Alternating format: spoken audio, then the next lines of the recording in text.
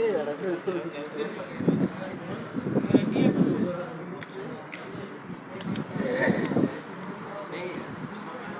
अलैकुम वरहमतुल्लाहि वबरकातुहू। अल्हम्दुलिल्लाहि रब्बिल आलमीन वस्सलातु वस्सलामु अला रसूलिल करीम अम्मा बाद। अऊज़ु बिल्लाहि मिनश शैतानिर रजीम बिस्मिल्लाहिर रहमानिर रहीम। वलितुकमिलुल इद्दता वलितुकब्बिरुल्लाह अला मा हदाकुम वलअल्लकुम तशकुरून। मोहतरम सामईन कराम, तमाम किस्म की तारीफ अल्लाह रब्बुल आलमीन के लिए है। दरूद व सलाम हो तमाम नबियों पर, बिलखुसूस हमारे आखिरी नबी मोहम्मद अरबी सल्लल्लाहु अलैहि वसल्लम पर, जिन्होंने अल्लाह रब्बुल आलमीन के पैगाम को हम तक जाए नहीं जिस तरह अल्लाह रब्बुल आलमीन ने कहा उसी तरह हम तक पहुँचा दिया गया। मेरे भाइयों दोस्तों, ये बहुत बड़ी खुशनसीबी की बात है कि अल्लाह रब्बुल आलमीन ने हमें रमज़ान मुबारक का महीना नसीब फरमाया और इसके रोज़े को रखने की हमें तौफीक दी। अब इस महीने में जो जितना अमल किया अल्लाह रब्बुल आलमीन उसी के हिसाब से इंशाअल्लाह बदला देगा। और हम उम्मीद करते हैं कि अल्लाह रब्बुल आलमीन इंशाअल्लाह हमें रमज़ान मुबारक के महीने के रोज़े का मुकम्मल अजर व सवाब हमें देगा और इंशाअल्लाह इस सवाब के बदले हमें जन्नतुल फिरदौस में आने की बात देगा। मेरे भाइयों दोस्तों, आज ये रमज़ान मुबारक का महीने का आखिरी दिन है, इसलिए मैं चाहता हूँ कि आप लोगों के सामने ईद के ताल्लुक़ से कुछ बातें बताई जाएँ और हमें उस दिन क्या करना चाहिए, ईद के दिन हमें कैसे ईदगाह जानी चाहिए, इसके बारे में मैं चाहता हूँ आप लोगों को कुछ बता दूँ। मेरे भाइयों दोस्तों,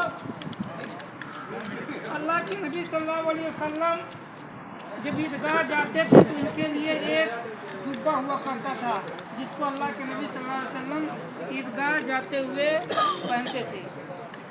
और ईदगाह जाने के लिए हमें चाहिए कि अल्लाह रब्बुल आलमीन ने हमें जो भी बढ़िया बेहतरीन कपड़ा मुयस्सर किया है, हमको तौफीक दिया अच्छे कपड़े में पहन ढक करके ईदगाह जानी चाहिए। और ईदगाह जाते वक्त एक रास्ते से जाएं और दूसरे रास्ते से अपने घर लौटें। ईदगाह जाते वक्त यहाँ तक कि अगर ईद का चाँद अभी चाँद इंशाअल्लाह उस वक्त में निकलने वाला है, जब ईद का चाँद नज़र आ जाए उस वक्त से लेकर के हमको तकबीरात पढ़नी चाहिए। तकबीरात या अल्लाहु अकबर अल्लाहु अकबर अल्लाहु अकबर अल्लाहु अकबर ला इलाहा इल्लल्लाह अल्लाहु अकबर अल्लाहु अकबर लिल्लाहिल हम्द। ये तकबीर जब ईद का चाँद नज़र आ जाए तो हमको मुदावमत के साथ पढ़नी चाहिए। और ईदगाह जाते वक्त इसको जो बुलंद आवाज़ से पढ़नी चाहिए। एक रास्ते से जाएं और दूसरे रास्ते से आएँ। और ईदगाह जाते वक्त उससे पहले अल्लाह के नबी सल्लल्लाहु अलैहि वसल्लम जब ईदगाह जाते थे तो उससे पहले सुबह में जो है खजूर खा करके जाते थे। यानी मुस्ताहब यह है कि हम जब ईदगाह जाएँ तो ईदगाह जाने से पहले कुछ खा करके जाएँ। अल्लाह के नबी सल्लल्लाहु अलैहि वसल्लम ईद के दिन खा करके जाते थे और ईद उल अज़हा बकरा ईद के दिन बगैर खाए जाते थे। और जब जाते थे ईद उल अज़हा के दिन उधर से लौटते थे तो कुर्बानी जो करते थे उसके गोश्त से आप सल्लल्लाहु अलैहि वसल्लम उसके गोश्त को खाते थे। लेकिन ईद के दिन ईद उल फितर के दिन अल्लाह के नबी सल्लल्लाहु अलैहि वसल्लम जब ईदगाह जाते थे तो खा करके जाते थे ईदगाह और खजूर खा करके जाते थे। यानी खजूर जो है वित्र के शक्ल में, यानी जैसे एक खजूर या 3 खजूर या 5 खजूर या 7 खजूर, इस तरह अल्लाह के नबी सल्लल्लाहु अलैहि वसल्लम खा करके जाते थे। हमें ईदगाह पहुंचने पर वहां पर न कोई नमाज़ पढ़नी है और न ईद की नमाज़ पढ़ने के बाद कोई नमाज़ पढ़नी है, बल्कि वहां पहुंचने के बाद अगर ईदगाह में जाते हैं तो वहां खामोशी के साथ बैठेंगे और तकबीर पढ़ते रहेंगे और फिर इमाम के साथ 2 रकात नमाज़ पढ़ेंगे। और नमाज़ पढ़ने का तरीका यह है कि जब इमाम पहली रकात में अल्लाहु अकबर कहेगा तो हम भी अल्लाह अकबर कह करके नियत बांध लेंगे। उसके बाद 7 मरतबा जैसा कि इमाम भी अल्लाह अकबर कहेगा, इसी तरह हम भी 7 मरतबा अल्लाह अकबर कहेंगे। फिर उसके बाद दुआ सना पढ़ेंगे और दुआ सना पढ़ने के बाद सूरह फातिहा है अल्हम्दुलिल्लाह रब्बिल आलमीन पूरी सूरत पढ़ेंगे। उसके बाद इमाम जो सूरत पढ़ेगा उसको खामोशी के साथ सुनेंगे। इसी तरह एक रकात पूरी करेंगे। फिर दूसरी रकात में जब हम खड़े होंगे तो उसमें अल्लाह अकबर 5 मरतबा तकबीर कहेंगे। फिर सूरह फातिहा पढ़ेंगे और सूरह फातिहा पढ़ने के बाद इमाम जो सूरत पढ़ेगा उसको खामोशी के साथ सुनेंगे। फिर इमाम के साथ रुकू और सजदा करेंगे और इमाम के साथ सलाम पढ़ेंगे। उसके बाद नमाज पढ़ने के बाद हमें कोई भी दूसरी नमाज नहीं पढ़ेंगे, बल्कि इमाम जो खुतबा देगा उसको खामोशी के साथ सुनेंगे और उसको अमल करने की कोशिश करेंगे। इसलिए मेरे भाई दोस्तों, बहुत से लोग जब ईदगाह जाते हैं तो ईद की नमाज यानी इमाम की नमाज पढ़ाने से पहले वो सुन्नतें पढ़ते हैं, लेकिन ये सही नहीं है।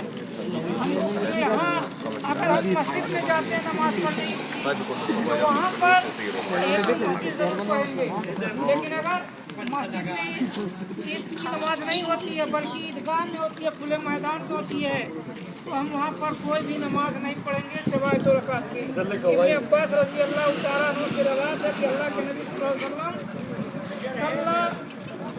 नबी सल्लल्लाहु अलैहि वसल्लम यौमुल फित्र रकातैन ला युसल्ली क़ब्ला वला बादहा, कि अल्लाह के नबी सल्लल्लाहु अलैहि वसल्लम ईद उल फित्र के दिन 2 रकात सिर्फ नमाज पढ़ते थे और इससे पहले न कोई नमाज पढ़ते थे और न ईद की नमाज के बाद कोई नमाज पढ़ते थे।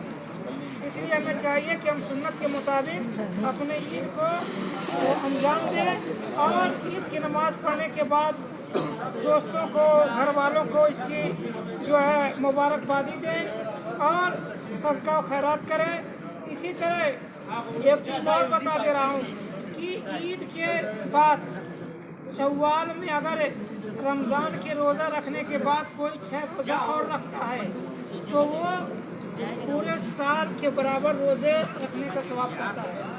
यानी अगर कोई शख्स रमज़ान मुबारक का 30 रोज़ा रखा और उसके बाद शव्वाल ईद की नमाज के बाद पढ़ने के बाद दूसरे दिन से लेकर के पूरे महीने में लगातार या एक दिन करके 6 रोज़े मुकम्मल करता है तो वो पूरे साल के रोज़े के बराबर सवाब पाएगा। इसलिए हमें चाहिए कि अगर अल्लाह रब्बुल आलमीन नमाज पढ़ने के बाद उसके बाद फिर के बाद से 6 रोज़ा पूरे महीने में पूरा करें ताकि हमको पूरे महीने का सवाब मिल जाए।